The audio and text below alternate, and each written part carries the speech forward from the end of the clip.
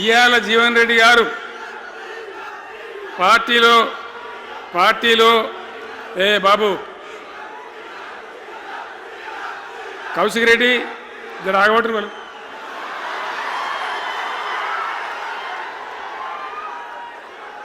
పార్టీలో పనిచేసి పార్టీ కోసం సేవ చేయడమే కాదు, రేపు భవిష్యత్తులో బీఆర్ఎస్ గవర్నమెంట్ ఏర్పడిన తర్వాత కూడా బ్రహ్మాండమైన పదవిలో ఆయన అద్భుతమైన సేవలు మీ జిల్లా మొత్తానికి అందించబోతాడు. తెలంగాణ రాష్ట్రానికే ఆయన సేవలు అందించబోతాడు. ఇది నా మాట, కేసీఆర్ మాట అని నేను జగిత్యాల గడ్డ మీద చెప్తా ఉన్నా. నేను ఎక్కడన్నా మాట ఇచ్చినంటే తప్పలే. కాబట్టి జీవన్ రెడ్డి గారిని మీరు జగిత్యాల మందం మీరు యుద్ధం చేయాలి. యుద్ధం చేసేదానికి ఆయన ముఖాబిల మనిషే లేడీడా, మీరు సరిపోతారు. ఆయన నాకు అప్పచెప్పాల బయట పనిచేయడానికి. కరెక్టే కదా? అట్లే చేద్దామా? అట్లే ముందుకోదామా? జగిత్యాల యుద్ధం మీ వంతు, తెలంగాణ యుద్ధం మా వంతు. ఓకే కదా?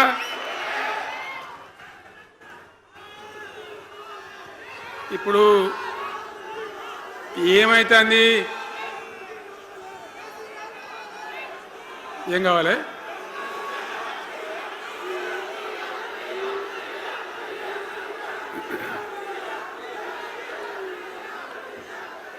గింతే మనది మనం అనుకొని పోదాం. మరిగా బంద్ చేయండి బాబు. మీరు ముద్దుమంతులకు చెప్పండి వాళ్ళకు. తెలంగాణ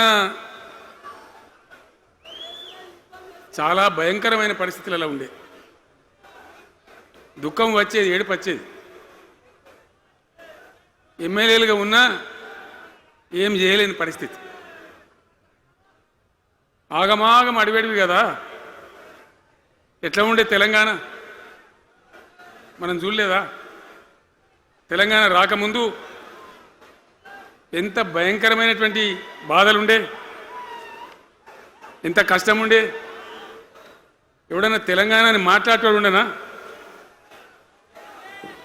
అసెంబ్లీలో, అక్కడిక్కడ కాదు, అసెంబ్లీలో కూడా ఒక ఆయన పాపం ప్రణయ్ భాస్కర్ అని వరంగల్ ఎమ్మెల్యే ఉండే, ఏదో విషయంలో ఆయన మాట్లాడబోతే, తెలంగాణని మాట్లాడబోతే, తెలంగాణ జాంతానే మాట్లాడదా, ఏది అసెంబ్లీలో తెలంగాణ అనద్దు అని నిషేధం. అంత భయంకరమైన వివక్ష, అంత భయంకరమైన దాడి. మన భాష మీద దాడి, మన బతుకు మీద దాడి, మన నీళ్ళ మీద దాడి, మన ఉద్యోగాల మీద, మన వనరుల మీద, మన ఆస్తుల మీద మొత్తం దోపిడీ చేయడం తప్ప ఇక్కడి ప్రజలను బికారీలాగా వదిలిపెట్టినారు. రైతాంగం ఆగమాగం అయిపోయి చెట్టుకోలు గుట్టకోలు అయిపోయింది.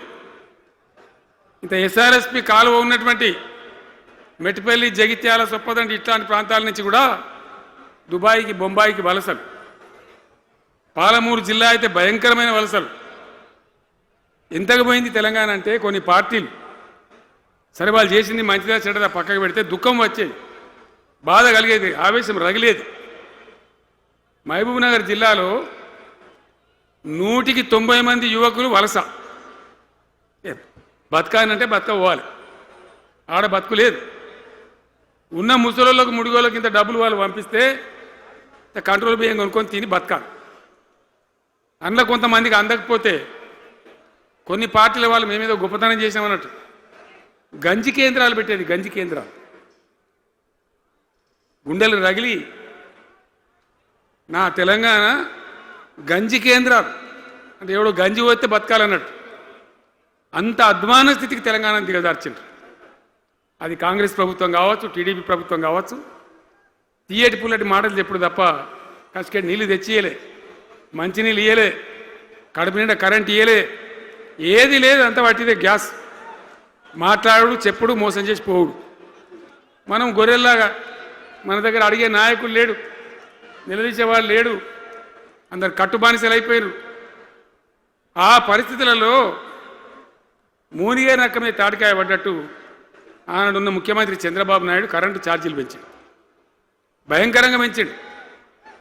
తెల్లారి నేను ఒక ఉత్తరం రాసిన, నీ కరెంటు ఛార్జీల పెంపుదల వాపసు తీసుకో, లేకపోతే ఈ సమైక్య రాష్ట్రంలో మాకు న్యాయం జరగదని నేను ఉద్యమానికి పోవాల్సి వస్తుంది, తెలంగాణ కోసం కొట్లాడాల్సి వస్తుందని చెప్పి రాష్ట్రం ఆయన తీసుకోలే. కొంతమంది రైతులు పాపం పోరాటానికి వచ్చింది.